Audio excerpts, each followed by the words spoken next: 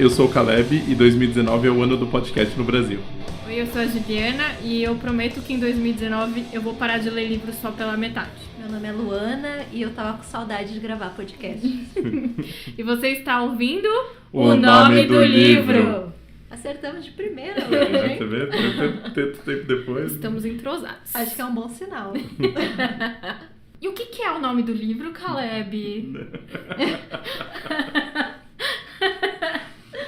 O nome do livro é um podcast, enfim, que começamos no ano passado.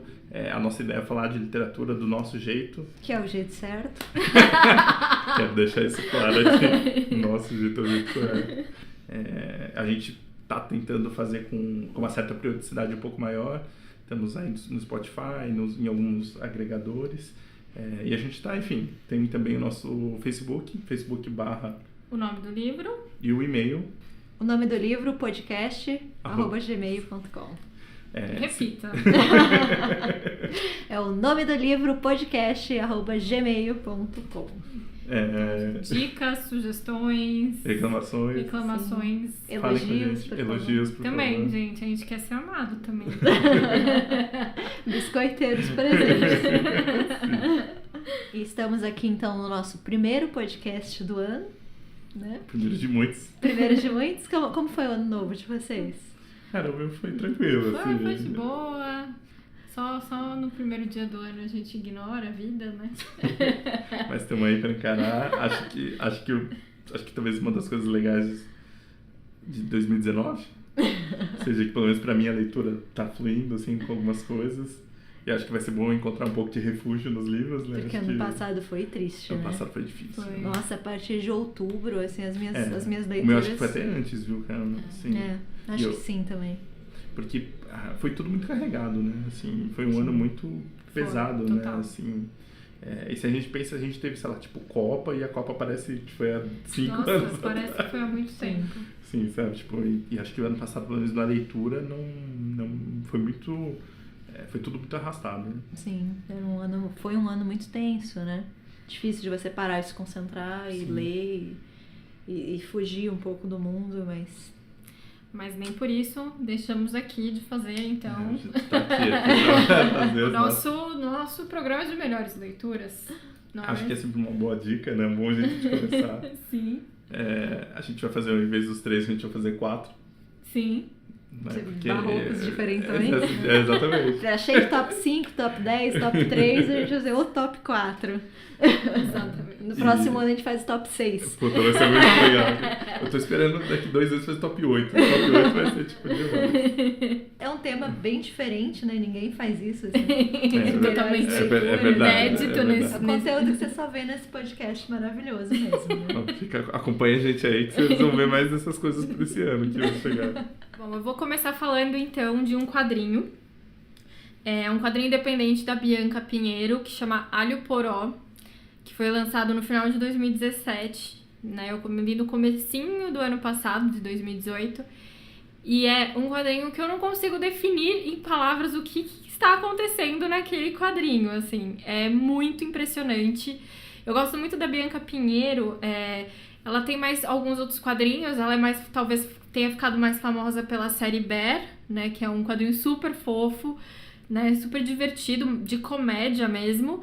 E aí ela fez o Mônica Força, que é um drama, né, pela Graphic MSP, é um quadrinho incrível. Ela já tinha um quadrinho independente que é o Dora, que é de terror. E os quadrinhos do Bear tem na internet, né? Tem na internet. Então é fácil de achar. É fácil de achar. Websérie mesmo. Exato. Né? E o Dora, depois de ser independente, ele foi editado pela Mino. E aí depois ela fez que saiu ano passado, que é o Eles Estão Por Aí, que saiu pela Todavia, que, cara, é uma grande maluquice, assim. E eu gosto muito da Bianca, o meu ponto é esse, é que em cada quadrinho desses que eu falei o título, o estilo é totalmente diferente. Não só da ilustração, mas do jeito de narrar, assim. E o Alho Poró parece uma história simples, Exato, né? Uma conversa entre amigas enquanto elas cozinham, mas não uma é. Lembrança, tem uma questão de lembrança, tem, né? Da época exato. de escola. Né? Delas contando uma história, uma pra outra, né? Enquanto elas fazem essa torta de alho poró, só que, assim, as coisas vão tomando um rumo que você fala, gente, o que tá Você acontecendo perde aqui? respiração até, né? Exato, eu acho muito impressionante, eu gostei demais, então eu recomendo quem puder encontrar esse quadrinho, mas qualquer outro trabalho da Bianca Pinheiro eu acho que é muito, muito legal, vale a pena acompanhar a carreira dela. E esse ano saiu Mônica 2, né? Saiu Mônica 2. Então, esse segundo livro do Graphic MSP dela vai chamar Mônica Tesouros e sai em março. Então, também dá pra acompanhar sem ter lido nenhum outro e começar por esse, não vai ter problema nenhum. Bom, a minha escolha de quarto lugar é O Peso do Pássaro Morto, da Aline Bay, que é uma escritora muito surpreendente, inclusive por ser o primeiro livro dela. Sim. E é um livrinho muito curtinho, de leitura muito rápida, mas ele é muito impactante, assim. Ele conta a história de uma mulher, que é a narradora, e ela vai contar fatos marcantes da vida dela, geralmente momentos de perda, né, de algum tipo de transformação. Então são várias idades, desde criança até ela mais velha. E a linguagem é muito bonita, assim, é muito poética. E é um livro também surpreendente por ter sido pensado como livro, né? Como objeto mesmo. Então, o formato, a gramatura das páginas, a divisão dos capítulos. É um livro que tem muito salto de linha, recuo de página. Então, é pensado desde o início, assim. E ela comentou que ela, já escrevendo, ela já ia pensando nesse formato, como que ia ser a apresentação do livro. Então, é todo um trabalho pensado para ser realmente uma experiência de leitura, assim, e de fato, é um livro que mexe muito com a gente, é maravilhoso de ser lido e eu recomendo muito, inclusive porque ela está ganhando bastante destaque agora, ganhou recentemente o Prêmio São Paulo de Literatura, então vale muito a pena conhecer, é uma escritora iniciante, mas que eu acho que ainda vai ter uma carreira muito bonita, assim, pela frente. O meu quarto lugar é um quadrinho, na verdade é uma série de quadrinhos que eu comecei a ler ano passado, que chama Verões Felizes, que saiu pelo SESI São Paulo, né, que publicou bastante quadrinho europeu nos últimos anos. É uma série do Zidru e do Jorge Lafebre e é a coisa mais incrível do mundo, assim. É a história de uma família, o primeiro é Rumo ao Sul, o quadrinho se passa em 1973, é uma família saindo de férias. E parece simples, não tem nada demais, mas é brilhante, tem uma uso das cores e como vai se transformando a viagem, as memórias e a relação deles, é maravilhoso. Eu li também no ano passado o segundo volume, que chama Calanque, e aí a Calanque se passa 4 anos antes do primeiro volume, 69, e o quadrinho ele vai ter o próximo volume já saiu aqui, né, que é a Senhorita Estéreo, ele vai meio que passando, vai voltando no começo de quando eles começaram a parar os verões, de quando, na verdade, a família estava sendo, né, estava bem se formando diferente. E é uma série, assim, deliciosa, assim. Acho que poucas vezes eu li um quadrinho tão encantador, assim, sabe? Tão cheio de vida. É maravilhoso. Tem uma anedota sobre isso, eu ia colocar na minha lista também, porque é um quadrinho, assim, sensacional. E aí, na feira da USP do final do ano agora, eu tava comprando uns quadrinhos no SESI e tinha um moço, que tava 2 moços, assim, tipo, olhando os quadrinhos. E aí um deles falou assim, pô, você tem que ler esse aqui, né, Verões Felizes e tal. E ele, mas é sobre o quê? Aí ele, é uma família que sai de verão, que sai pra viajar no verão. Mas, cara, não é só isso, é maravilhoso, sabe? Tipo, porque não tem como definir o quadrinho, sabe? Porque a história é isso, é uma família que sai pro verão, sai assim. de férias, né? E é legal que o pai, né, ele é um quadrinista, né? Ele é um desenhista, na verdade. Uhum. Então ele tá desenhando, então quase todas as histórias começam com ele já atrasado, tentando terminar o trabalho para poder sair de férias. Isso eles perdem 1-2 dias e as crianças já estão, tipo, todo mundo na pilha, assim. É maravilhoso, assim. É desses quadrinhos que, tipo, celebram a vida mesmo, assim. Eu acho brilhante. O meu terceiro lugar, eu vou colocar aqui um livro de um autor italiano, que é o Domenico Starnone. O nome do livro é Assombrações. Eu li mais no final do segundo semestre e é um livro incrível. O Domenico Starnone, ele ficou muito famoso aqui no Brasil porque falaram que ele era aferrante. Não é aferrante. Parem de achar isso, pelo amor de Deus. Mas E aí ele teve um certo sucesso com o primeiro livro que foi lançado, que é o Laços. Vendeu muito bem. Publicado aqui pela Todavia, né? Pela Todavia. E o Assombrações saiu agora no segundo semestre. E é uma história, assim, familiar também, eu acho que é por isso que ficam relacionando ele dentre outras coisas, com a Ferrante. Mas ao contrário dos outros, que é uma coisa, do Laços, que é uma relação de um casal e os filhos e tudo mais, esse é o Assombrações, ele é um conflito de gerações, né? A história de um avô com um neto de 4 anos, assim. E a filha vai viajar para participar de um congresso e pede pro vô tomar conta dessa criança que ele mal conhece. E é uma história, assim, você não consegue parar de ler, assim. É uma coisa tão bem construída, tão, sabe? E você quer saber o que vai acontecer. Tem umas pitadas meio... Não posso dizer sobrenatural, mas tem um quê, assim, porque esse senhor, né, o personagem do avô, ele é ilustrador. E ele acaba de receber... Um ilustrador muito famoso, né, na Itália e tudo mais. E ele recebe um convite de ilustrar um conto do Henry James, né, que tem essa pegada um pouco mais sobrenatural e tal.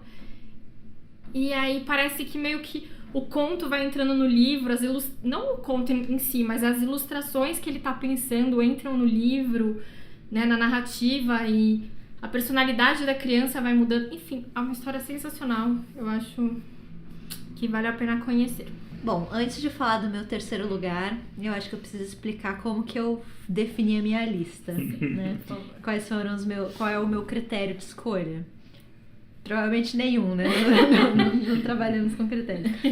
Mas eu tentei pensar em livros que de alguma forma me deixaram obsessiva, sabe? Que me desafiaram. Não necessariamente os livros mais fáceis ou de leitura mais agradável, mas os livros que abriram um mapa novo, assim, no meu mundo literário, né? Que me apresentaram algo de novo, de fato. E é por isso que eu escolhi o Molloy, do Samuel Beckett. Ler o Molloy foi muito estranho, assim, né? Nas 30 ou 40 primeiras páginas, eu não estava entendendo nada. Tem um homem que ele já é mais velho e tá meio doente, ele tá dentro do quarto e ele tenta explicar pro leitor como que ele chegou naquele quarto. E é isso. E a explicação é toda desconexa, confusa. Quando eu tava quase desistindo do livro, eu decidi, né, procurar a supervisão de um adulto. Eu acho que tem alguns livros que a gente precisa de acompanhamento de um responsável, né? E aí eu fui ler sobre o Molloy e fui ler sobre o Beckett, e aí eu descobri que o Beckett, ele não estava simplesmente contando uma história, né? Se é que existe algo de simples nisso. Ele tinha todo um projeto literário. Ele estava tentando destruir as convenções do romance, né? As tradições literárias. Ele queria criar um anti-romance. E isso tem tudo a ver com o período histórico que ele estava vivendo, né? Que é esse pós-guerra. O Beckett, ele lutou na Segunda Guerra, fez parte da resistência francesa. E eu acho que é impossível você ter vivenciado todo o horror da guerra, ainda mais aquela guerra que teve toda uma proporção, né? Sem que isso te transforme de alguma forma. Eu acho que o que a Segunda Guerra provou pra gente é que o mundo não é essa máquina perfeita, irracional e equilibrada, né? O mundo pode ser um lugar terrível, as pessoas são capazes de coisas terríveis. Então, se o mundo não é perfeito, por que a literatura tem que ser? Né? Por que na literatura tudo é tão bem estruturado, tudo sempre faz sentido, um acontecimento leva a outro, né? Tudo pode ser amarrado, explicado. Então, o Beckett, ele tem essa proposta mesmo de criar essa literatura que tem muito a ver com o tempo dele. Sim. E a partir dessa chave de leitura, eu comecei a ver o livro com outros olhos, assim.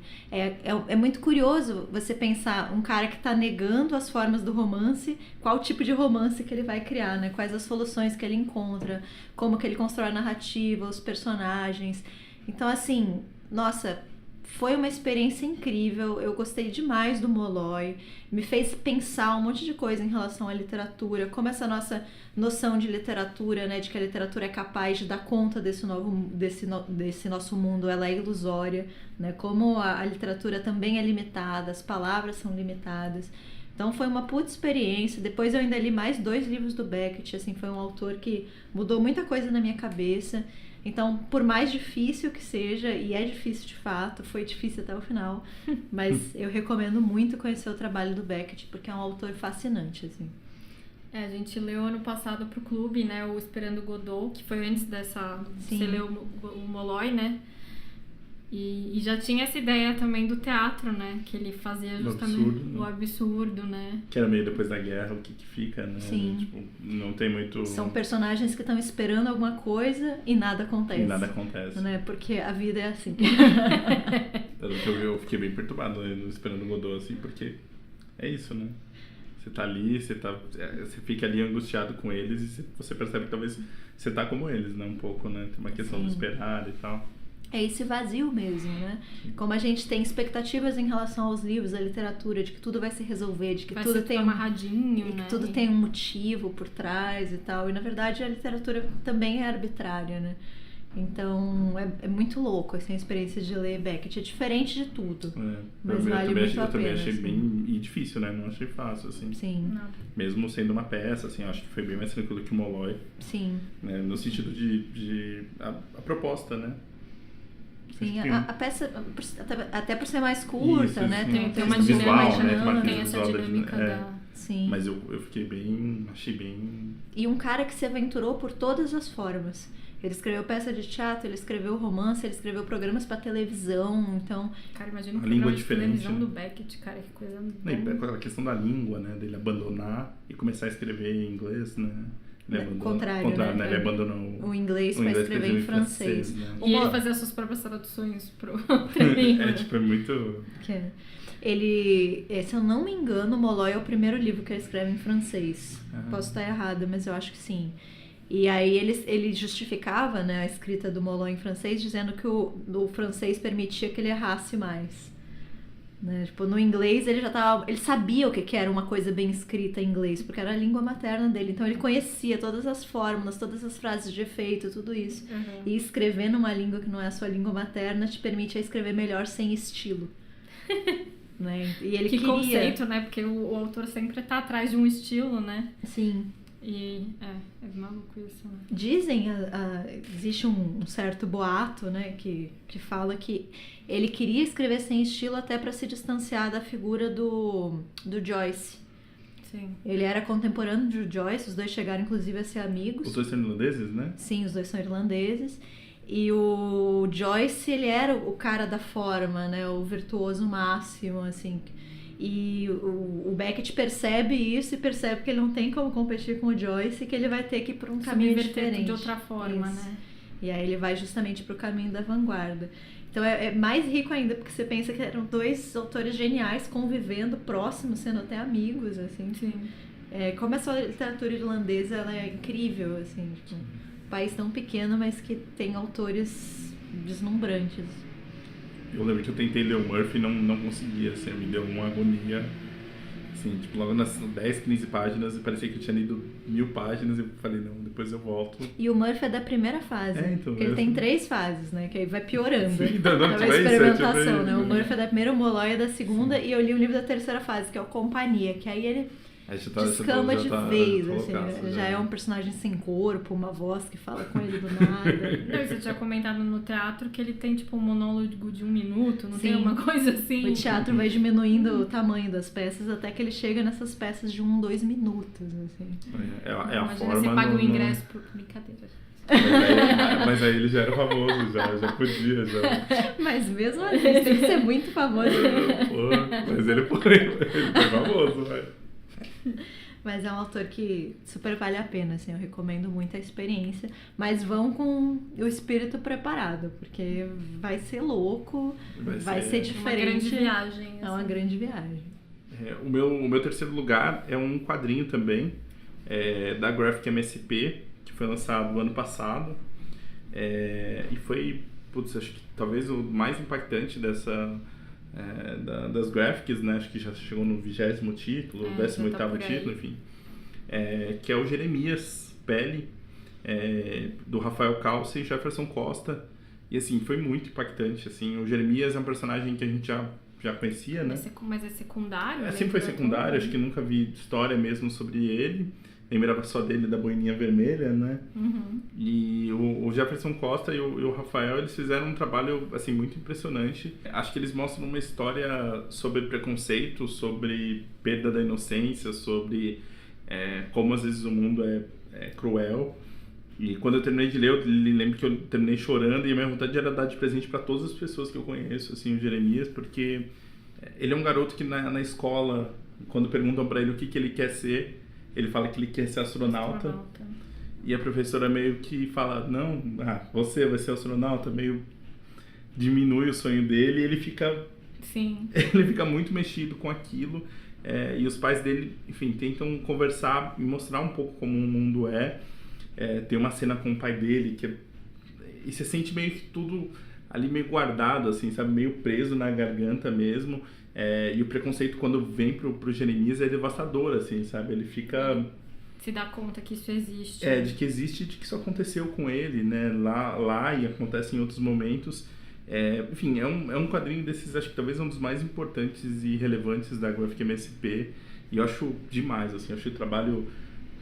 O traço é bonito, tudo é bonito, né? Assim, é incrível, assim. O roteiro é muito bem amarradinho, né? A gente teve na CCXP, eu consegui pegar autógrafo lá com eles e falei que, putz, foi muito importante, assim, sabe, o trabalho deles. E os caras são demais, assim. Os caras são assim, super, tipo, agradeceram e tal. E, assim, eu achei um quadrinho tão simples, mas ao mesmo tempo tão potente, assim, tão bonito, assim. Leiam Jeremias, que pra quem não gosta ou gosta de quadrinhos, ele vai, acho que, funcionar do mesmo jeito, assim. Exato. No meu segundo lugar, eu vou falar um pouco sobre... Eu acho que nos primeiros podcasts eu falei que eu tava lendo este livro, se não me engano, que é o Garotas Mortas, da Selva Almada, que é um livro... É um misto de reportagem com literatura, escrito de... Assim, eu gosto muito... Eu tinha lido da Selva Almada aquele O Vento que Arrasa, que saiu pela Kozak há alguns anos, e eu fiquei muito impressionada porque é uma novelinha quase banal, mas que as coisas vão tomando um rumo e a forma como ela consegue encerrar aquela história e tudo mais. E esse trabalho, né, o Garotas Mortas é uma coisa já tão diferente, né? Ela pega... A Selva Almada, ela não é de Buenos Aires, né? Ela é do interior, ali da Argentina, numa cidade já ali nos Pampas e um lugar até... Uma cidade pequena e tal, e ela começa o livro contando quando ela escuta pelo rádio, lá com uns 13, 14 anos, o assassinato de uma garota da idade dela, que foi encontrada morta dentro de casa. E aí, como ela nota que, tipo, as meninas não estão seguras em lugar nenhum, sabe? Ela fala, nem dentro de casa a gente tem essa segurança, né? Porque a família... O tempo todo fala, cuidado com o tarado, cuidado com o pervertido, e sempre você pensa naquilo como uma coisa quase sobrenatural, assim. E, na verdade, isso pode estar dentro de casa, né? Então, ela pega essa primeira história e mais 2 outras histórias que aconteceram mais ou menos nesse período de adolescência dela, em cidades próximas, de assassinatos, e vai atrás, anos depois, né? Já quase no tempo presente, vamos dizer assim, a narrativa acontece, para tentar entender o que aconteceu com as famílias dessas meninas que morreram, com os supostos assassinos dessas meninas e o que aconteceu nessa cidade. Qual o impacto de uma garota morrer? Às vezes não aconteceu nada, né? Isso que é o mais triste. E ao mesmo tempo que ela vai contando essas histórias e tentando entender o que aconteceu, ela vai também meio que... O livro vai, né? Então seria essa parte mais de reportagem, ela vai também tentando entender como é que ela foi... se dando conta do que é a violência contra a mulher, o que é ser uma mulher hoje em dia e tudo mais. E eu acho que isso é a beleza do livro, assim, como ela vai costurando essas histórias, como ela vai moldando isso. Eu acho que ela tem muita habilidade nisso, assim. Eu fiquei muito impressionada com isso no livro, porque não é um livro com resposta simples, né? Não tem uma resposta fácil. Eu queria até perguntar, né? Por que falar desses 3 casos, né? Pra começar, né? São coisas... Talvez o primeiro porque foi esse impacto, mas os outros parece que são até escolhas aleatórias. Poderia ser qualquer outra menina, né? E não, ela escolheu essas duas garotas. Ainda mais pensar hoje, né? Esse ano a gente viu umas notícias, né? Sobre feminicídio, né? E de que, sei lá, acho que foram 17, 20 casos, pelo menos que a gente tem notícia. Só no Brasil, que foram noticiados, assim, nos primeiros 20 dias do ano já morreram mais de 20 mulheres, uma coisa absurda. E a Argentina tem muito esse problema, né, justiça de feminicídios também. É um país que tem muito isso. Então, poderia ser qualquer personagem e ela escolhe essas 3, assim. Eu não sei, eu gostei demais do livro. Eu acho um livro importante também, né? Pra gente ler, pra gente entender. Tem uns relatos, né, que ela fala sobre os garotos do interior, como tratavam as meninas. É uma coisa assim, você fala, meu, e o interior da Argentina como parece com o nosso interior, assim, gente do céu, sabe? Eu consigo ver essas coisas acontecendo em vários lugares, sabe? É muito, muito impressionante. Bom, o meu segundo lugar, eu segui mais ou menos a lógica de escolha do primeiro. Eu também peguei um livro que de alguma forma me desafiou, que foi A Costa dos Murmúrios, da Lídia Jorge, que também, pelo menos em relação à minha experiência de leitura, foi bem difícil de ler, assim, foi um livro que eu avancei dolorosamente. Ele é um livro que se passa em Moçambique, enquanto Moçambique ainda era uma colônia de Portugal. E o livro até começa bem, de boa, tranquilo, favorável, é um conto, né? É um romance que começa com um conto, então você já vê que, né, vai ser um livro diferentão. Mas esse conto, ele é até de leitura mais simples, fala sobre um hotel muito chique que de fato existiu em Moçambique, né, para além do relato da Lídia Jorge, um hotel chamado Stella Maris, onde está tendo uma grande festa de casamento entre um alferes, o alferes Luiz, e uma jovem chamada Evita. E tá lá, né, a tal da nata de Portugal, daquela sociedade colonial, então tem comandantes, generais, e o livro retrata muito isso, assim, esses portugueses literalmente em uma torre de marfim, discutindo o que é a África, os problemas da África, a qualidade do negro africano, e, enfim, qualquer absurdo desses, e completamente alienados do que de fato está acontecendo no país, porque a independência vai vir, a luta pela independência é inevitável e eles simplesmente não percebem isso. E aí eles estão nessa festa e eles estão olhando pelas janelas, pelas sacadas do Hotel Stella Maris, e de repente eles começam a ver corpos, né? Corpos de homens, de negros sendo trazidos pelo mar para a praia, muitos corpos. E eles tratam isso como um grande espetáculo, né? Então trazem binóculos, começam a olhar e a narrar aquilo. E, na verdade, já é o início das guerras coloniais, né? Eles começam a conjecturar que foi um envenenamento, suicídio em massa, mas já é a guerra. Já incapazes de ver, né? Completamente. De entender. E aí acontece uma outra coisa que eu não vou falar agora, o conto termina e aí nós fomos a 50, 60 páginas. E a partir daí o livro fica muito esquisito. Começa o romance em si, que é uma parte consideravelmente maior do livro, né? E aí nós vamos ter uma das personagens desse conto, que é justamente a Evita, que 20 anos depois vai conversar com o suposto autor desse conto.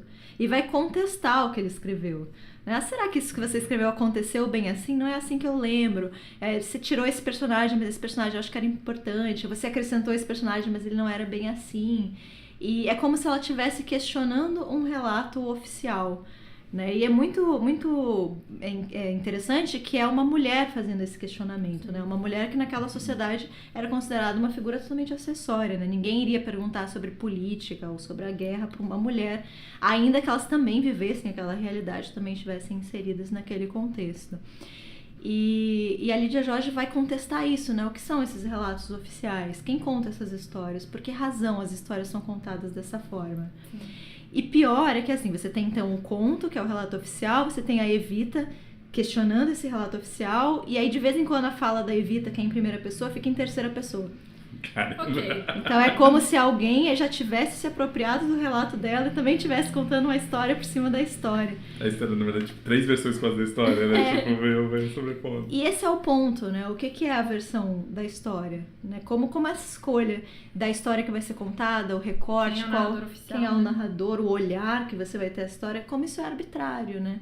Então é um livro que vai questionar muito esse papel desse narrador, como as histórias são contadas, como que as histórias oficiais, né, dos países são contadas, como que esses relatos são construídos. Ainda mais dentro dessa construção das guerras coloniais, né? Exatamente. E de como na verdade foi uma coisa violenta e totalmente cruel.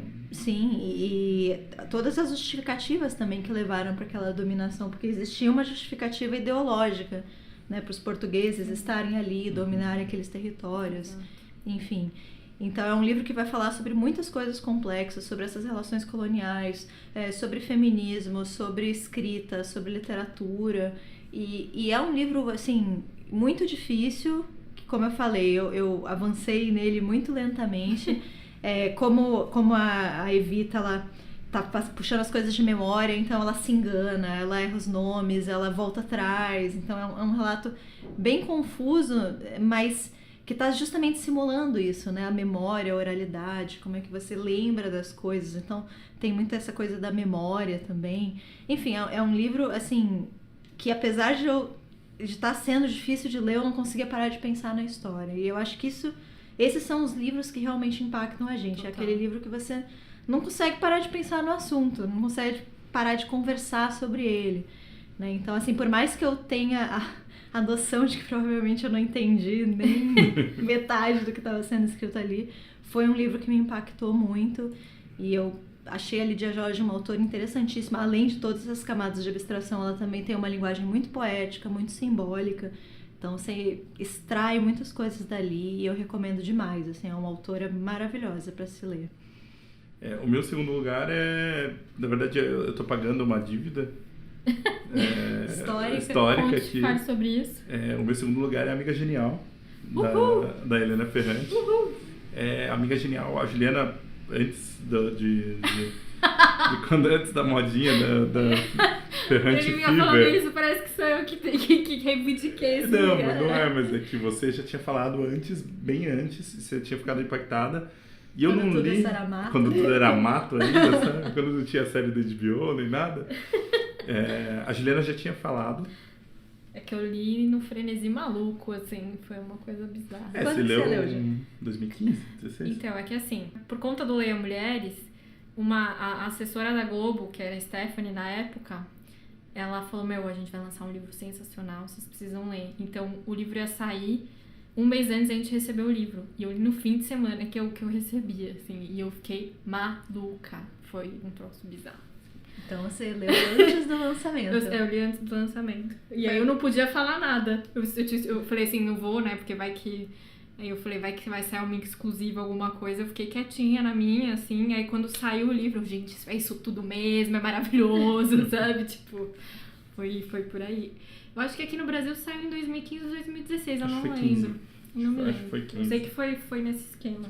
E assim, a Juliana leu, e aí quando saiu o segundo demorou a sair. Demorou quase um ano. Quase um ano. E ela já tinha falado, só que às vezes você às vezes você não vê o momento, às vezes a pessoa gosta tanto de um livro que você fica com medo de ler e não gostar. Sim. Enfim. E esse ano eu resolvi ler a Ferrante. E, cara, Amiga Genial é um livro impressionante, assim. Pra quem ainda não conhece, Amiga Genial conta a história da Lenô e da Lila. A Lenô é quem narra a história. A gente começa com, na verdade, eu gosto muito daquele começo que você não sabe o que está acontecendo. Uhum. Ela recebendo uma ligação falando que a Lila tinha desaparecido. Sim. Isso ela já mais velha. E ela resolve contar essa história. Sim, porque fala que a Lila sempre quis sumir, né? Sim, sempre quis desaparecer. Isso. E, cara, é um livro simples de ler, assim, com uma leitura totalmente envolvente, assim, e os personagens bem descritos, enfim, é um livro impressionante. E tem uma coisa que eu gostei, acho que talvez o que eu mais gostei, primeiro, eu acho a Lila um puta personagem legal, a Lenô um puta personagem legal, assim, sabe? Eu sei que todo mundo, né, fala das duas, mas é muito curioso como o olhar que ela faz a Lila através dos olhos dela. Então a Lila fica muito... Essa fascinação. Essa fascinação.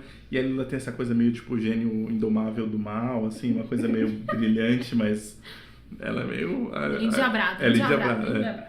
Mas muito, muito por conta da construção, né? A gente está em Nápoles nos anos 50, né? O pós-guerra foi terrível ali. E aí acho que uma coisa curiosa é que a Itália totalmente desglamorizada, né? Assim, tem alguns momentos quando eles vão para as vilas mais ricas, eles vão passear à noite, tomar um sorvete, mas tipo, a realidade deles é muito mais, né? Cruel, muito cruel. E a violência. E a violência. Eu acho que para mim o que mais me impactou é a violência. Assim, tem uma cena, eu não vou falar eu vou falar quem acontece. Não vou falar quem, mas Cara, o pai de uma das meninas, tipo, arremessa ela pela janela. Eu tava lendo, eu parei assim e falei, Juliana, é isso mesmo? Ele arremessou ela pela janela? Sim. Porque assim, eu fiquei meio impactado, assim, é uma violência latente, que acho que a gente vê aqui e tem lá. Enfim, é incrível, gente, assim, eu já comecei a ler o segundo. Esse começo da máfia, né? De como e você vê isso, a relação das famílias, né? E é muito engraçado que tem um amigo da Lila que fica falando meio que da origem do mal, né? Que são as associações, que é amigo comunista, e ele começa a falar meio que tipo das famílias, de como uma família, o que uma família fez, o que a outra fez na época da guerra. Então assim, é meio, caramba, é isso assim, sabe? Você vai vendo as entranhas mesmo. A Lu falou da coisa da obsessão, e uma das minhas obsessões é coisa sobre Segunda Guerra, essa coisa da reconstrução. E quando eu li esse livro, eu fiquei muito impressionada com a reconstrução desse bairro. Sim. Né? Nessa pós-guerra. Assim. E essa relação das famílias, né? De famílias que hoje são importantes, mas como é que elas cresceram, né? Sim. Em que momento, né? Porque é isso, né? Era uma época onde era tudo muito difícil para todo mundo, né? Nem é o foco principal do livro, mas é um pano de fundo muito bem escrito, eu gosto. Né? E ele tem cenas belíssimas, né? Eu lembro da cena delas na praia. Enfim, o livro é incrível mesmo, assim, acho que... E agora tem a série da HBO, que saiu já a primeira temporada, a gente não terminou de ver, a gente viu o primeiro episódio e muito fiel. Muito. Assim, recriando cenas e diálogos. Tem uma dificuldade, às vezes, de entender os personagens, né? Porque a gente, no livro, sabe quem é. Mas, enfim, só Amiga Genial aí é incrível mesmo, assim. Meu primeiro lugar... eu vou falar sobre uma releitura. Eu poderia ter colocado vários livros que eu li pela metade nesse primeiro lugar. Foram coisas que eu tive que deixar no caminho por conta... de faculdade e vida, assim, tem coisas assim, que eu li que foram incríveis, né, que a gente estava conversando antes, mas eu não vou roubar desse jeito, então eu vou falar de uma releitura, que é O Oceano no Fim do Caminho, do Neil Gaiman, que eu acho que é um livro favorito aqui neste podcast, posso afirmar, não é mesmo? Sim. E a gente leu junto, inclusive, acho que todo mundo releu, você também releu, não? Para um clube, né, para o nosso Leituras Compartilhadas, que é o nosso clube presencial do Espanador. E então era a minha primeira releitura, a Luz que já tinha lido outras vezes, né, Lu? Sim. E aí, assim, eu não lembrava de metade do livro, assim, eu fiquei muito pra começar, assim. E aí eu ficava, porque eu gosto do Gaiman disso, assim, porque é uma história que às vezes aparenta ser muito simples, né, de uma criança ali com a amiguinha dele que tem uma imaginação super fértil e tem uma babá que é meio do demônio, assim, uma babá muito louca. E, cara, na verdade é uma alegoria pra tanta coisa, assim. E sabe que... E assim, você pode ter várias... Sabe, eu lembro que eu ia lendo e eu mandava mensagem pro Caleb, meu Deus! É isso aqui, olha isso, sabe? Tipo, tirava foto de trechos, assim, meu Deus, olha isso, porque é muito impressionante, né? A forma como ele narra, a forma como ele consegue construir de uma forma muito simples essas alegorias, né? Não é nada... Né? E eu gosto do Gaiman disso, que ele pega a sua mãozinha assim, vem cá, deixa eu te contar a historinha aqui, sabe? E é uma coisa... Delicioso, né? Você se envolve, assim, eu acho ele fantástico. Então, foi uma releitura que eu amei e provavelmente daqui a, sei lá, eu acho que fazia 5 anos que eu tinha lido. 5 anos é um bom tempo. Daqui a 5 anos eu vou ler de novo e vou ficar, meu Deus, esse livro é tudo isso. Porque, é sério, assim, virou o favorito da vida. A gente vai ainda falar dele. Temos planos de um podcast com spoilers. Com spoilers. É porque eu acho isso, o Oceano ele tem muitas camadas, assim. Muitas. Você lê essa história muito simples de uma criança crescendo, lidando com novos problemas, mas se você for destrinchando essas figuras, tem muita coisa. E é mesmo curioso como ele funciona de todos esses jeitos, né? Sim. Assim, né? Tipo, ele vai... Enfim, vamos guardar. Isso fica pra mais pra frente. E a família lá, que é a melhor família da história da literatura. Elas são maravilhosas, né? São maravilhosas. Como era o nome? Hempstock. As Eu lembro que a menina era Lete, Lete, né? Lete, isso, Hempstock. as 3 gerações, né? E eu acho curioso porque... enfim, a gente vai voltar a falar, mas... Eu já ouvi o Gaiman falando sobre o livro. E parece E era um talvez o livro que audiolivro... fazia muito tempo que ele não... Ele fazia muito tempo que ele não lançava nada de ficção. E foi um livro que tinha muita expectativa do tipo, é o próximo livro do Gaiman. E aí, tipo, ele lança esse livro, né? E assim, eu vi ele falando, e é muito curioso, porque eu acho que esse negócio da releitura ele conversa com, às vezes, o tempo que... Eu acho engraçado isso, que ele conversa com o tempo que a gente tá vivendo. O meu, eu acho muito bonito quando ele fala, né, que ele é adulto, enfim, que ele tinha esquecido das coisas. Eu achei, Sim. Acho muito bonito. Sim. E o título, que é maravilhoso e faz todo sentido com a história.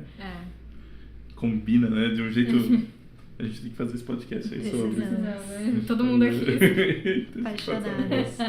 Queremos convencer você a ler O Oceano no Fim do Caminho. Sim. O meu primeiro lugar, né, eu vou ser muito menina previsível, sem surpresas. Uma vida pequena. Ó, o spoiler.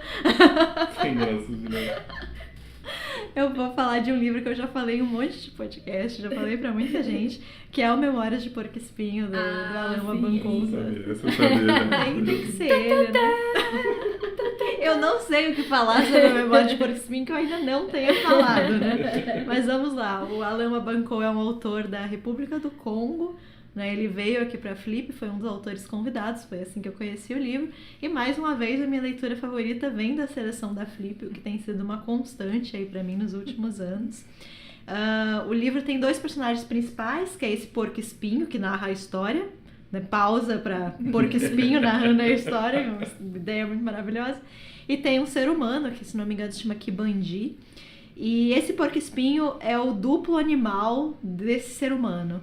Né, o Alain Abancourt, ele se apropria, ele faz uma espécie de releitura de um conto, né, do folclore da África Negra, que fala que todo ser humano tem um duplo animal.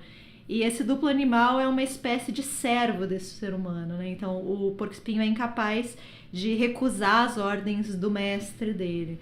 E esse mestre é uma pessoa terrível, esse porco-espinho vai cometer uma série de assassinatos a mando dele, enfim.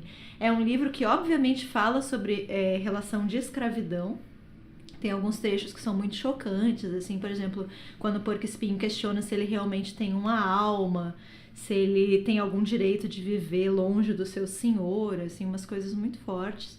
Mas ele também é um livro que fala sobre violência, e aí que o livro me pegou, assim. Ele fala muito sobre essa herança de violência, que é muito característica da história da África, né? De outras colônias também, mas principalmente da África e do país do Mabankou, né? Da República do Congo. Que tá em guerra civil até hoje, né? Sim, foi domínio de um monte de país europeu, depois teve a independência, entrou em guerra civil, entrou em ditadura, até hoje é um lugar extremamente violento, muito pobre, e isso, sem dúvida, é uma herança colonial, né? Então, o Mabankou nesse livro está falando também sobre como é possível você interromper esse ciclo de violência, porque é algo muito forte, né? É algo muito, muito complexo, muito difícil de ser. Vai intrincando na sociedade mesmo, né? Exatamente. Uma coisa muito intrínseca, né?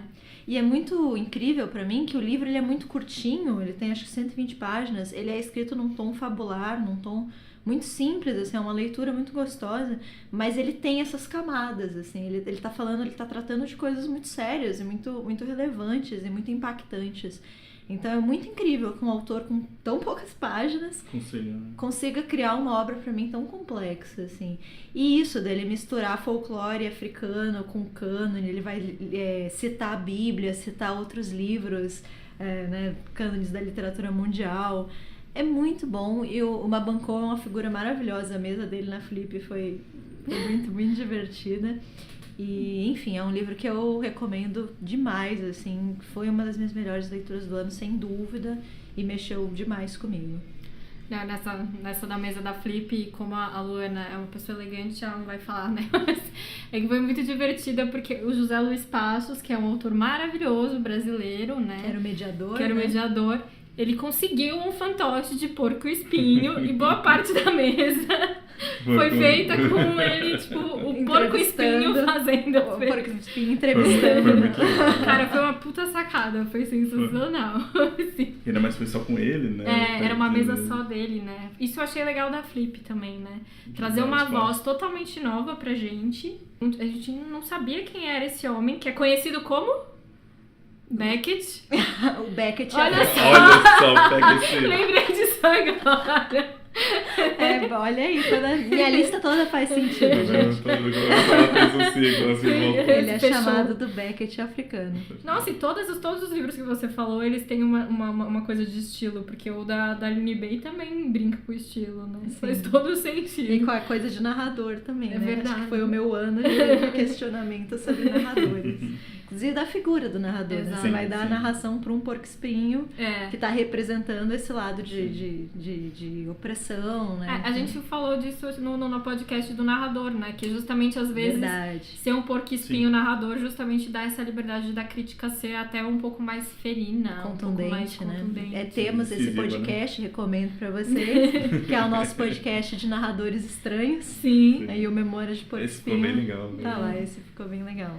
Mas enfim, eu amo a Flip por causa disso, porque ela traz essas pessoas que são muito boas e pra nós, pelo menos pra mim, Passaria totalmente, né, Não, despercebido. e né? é isso, e eles deram assim, Uma mesa. uma mesa só dele, assim, eu acho isso muito legal. Normalmente essas mesas sozinho é só pra grandes nomes, né? Normalmente eles colocam pra destaque mesmo, né? É E muito eles legal. deram a mesa pra ele, foi bem interessante. Sim, conheçam uma Bancou, porque é dos autores favoritinhos. Eles né? são aqui pela Malê, né? Sim, Valeu. nos 2 livros dele. Acho que o segundo é o Copo Quebrado, talvez. Isso, Sim. Copa Quebrada. Eu ainda não li, mas pretendo.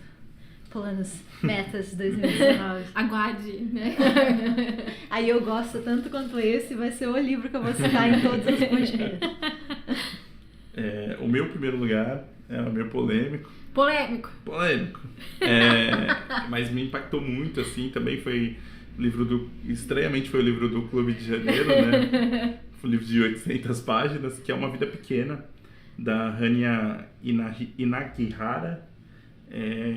Eu fiquei, assim, foi um livro... É uma jornada, né? A gente fala sobre a vida, ainda que com esse livro tem vários poréns, acho que você precisa relevar, mas ele é um livro que constrói personagens tão marcantes e tão... Eu não sei, assim, eu fiquei muito impactado por ele, pela história. Lógico, ele é triste, em algum momento ele começa... A hora que você acha... Não, tem uma hora que você fala, acontece Rania, acontece uma tragédia. Já deu, né? E falta, sei lá, 150 páginas, você fala, não, vai dar acontecer mais, mesmo, vai vai ser dar pior mesmo. ainda. E acho que ela dá uma pesada na mão, acho que o editor podia dar uma, né, quem sou eu pra... Mas assim, acho que podia ter dado uma segura onda aí, né? Mas ainda assim, o livro conta a história desses 4 jovens amigos, né, o Wilhelm,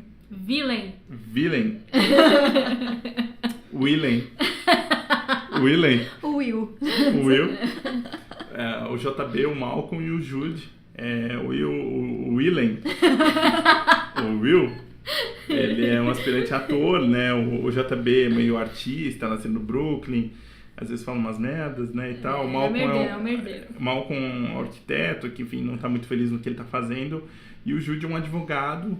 O Jude é o que une, né, é o centro do livro. O Jude é o mais frágil, ao mesmo tempo é o mais fascinante deles. Tem um passado terrível, mas que deixou marcas, deixou sequelas e deixou... ele tem uma dificuldade em andar, né? Ele tem uma limitação, tem cicatrizes, enfim, não fica muito claro o passado dele. À medida que o livro vai avançando, você vai... Só que o livro é sobre o amor. Assim, o livro é o amor, talvez em suas várias formas, e acho que tem uma parada de amor fraternal, assim, sabe? Que eu acho belíssimo, assim. A relação de amizade entre eles. Tem uma cena que não sai da minha cabeça. Em algum momento, sei lá, na página 200 do livro de 800, tem uma cena que eu acho muito bonita, acho que talvez resume um pouco do sentimento que eu tenho com o livro, que eles estão passando o feriado de Ação de Graças juntos, com duas pessoas que são muito próximas ao Jude, né? Eles estão passando todos lá e acho que é um momento feliz, acho que talvez é um dos últimos momentos plenamente felizes deles ali. E o Jude, com a limitação dele do andar, né, ele arrasta uma perna, eles estão andando e do nada o Will para na frente do Jude sem falar nada e amarra o sapato dele. Enquanto eles estão andando, é um movimento natural, é um cuidado que eles têm. É o tipo de cuidado com um amigo que você... E eles até comentam dessa cena, né? De tipo, é tão natural no sentido de você cuidar das outras pessoas. Eu acho o livro belíssimo, assim. Eu acho Acho que ele tem muitos problemas. Acho que tem no clube até tem muita gente que... chegou nessa parte eu não aguentei mais e não deu mais. Assim, acho que tem uma questão de suspensão de descrença em alguns momentos. Total. Eu acho que ela pesa a mão demais, assim. Entendi. Ela exagera, mas eu gosto muito da jornada. Eu gosto muito de estar com esses personagens, de conhecer mais sobre eles. Acho que existem críticas e acho que pode fazer, mas eu acho que não tira o mérito dela conseguir construir, pelo menos esse primeiro arco, que eu acho muito bonito. Só que, ainda que o Jude seja o principal, eu queria saber mais sobre os outros.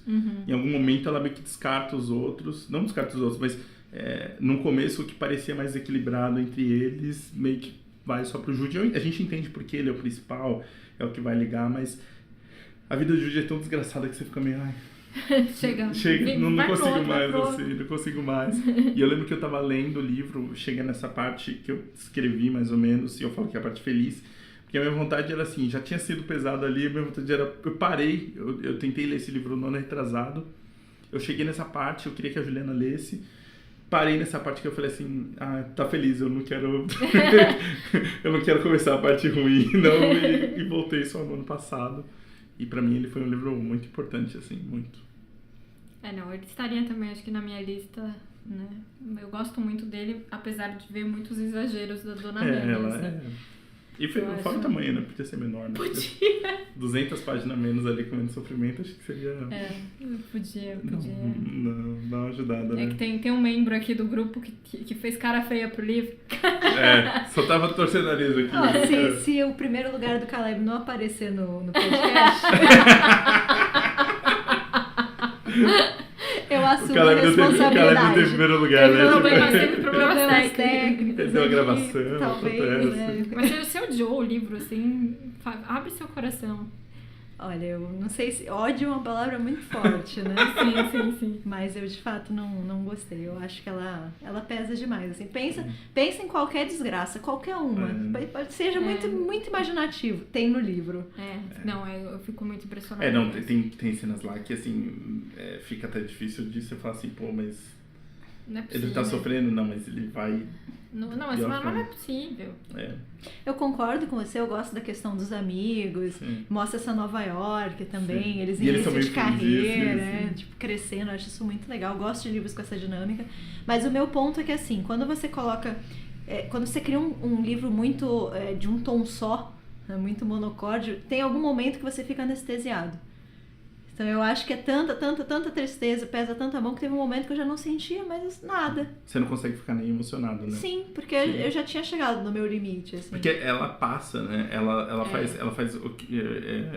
pelo menos eu vejo, ela vai numa crescente de coisa ruim e chega num ápice e ela continua. Só que ela não tem como ir mais, então você só fica, putz, nada vai ser comparável a isso, sabe? Tipo, pelo menos na minha cabeça tinha uma coisa que aconteceu isso, eu falei, não, esse pra mim foi porra, deu, né?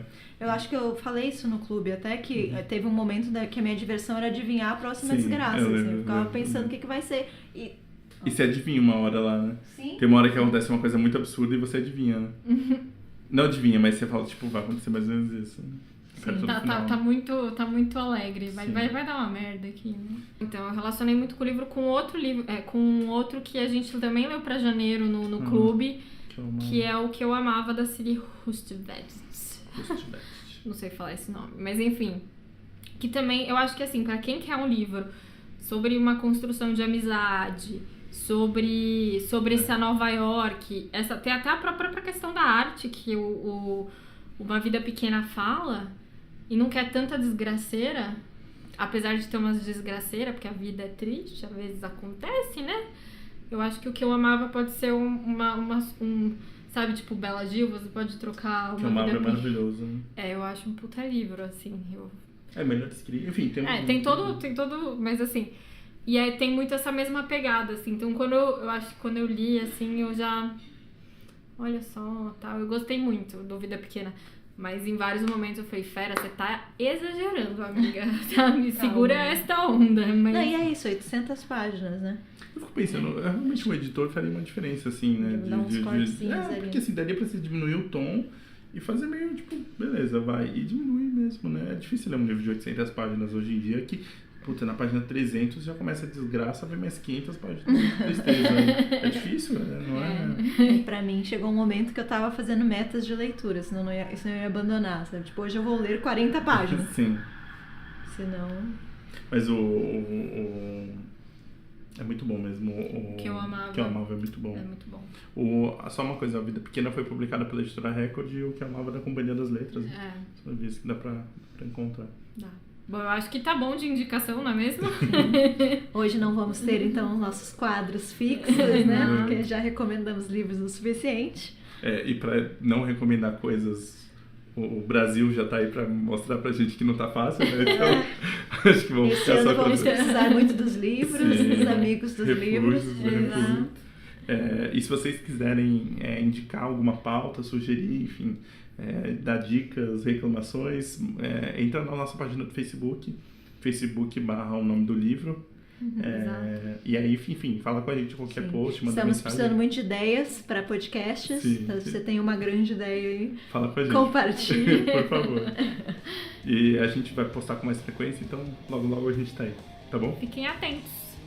Até mais. Até mais. Tchau, Tchau, tchau. tchau.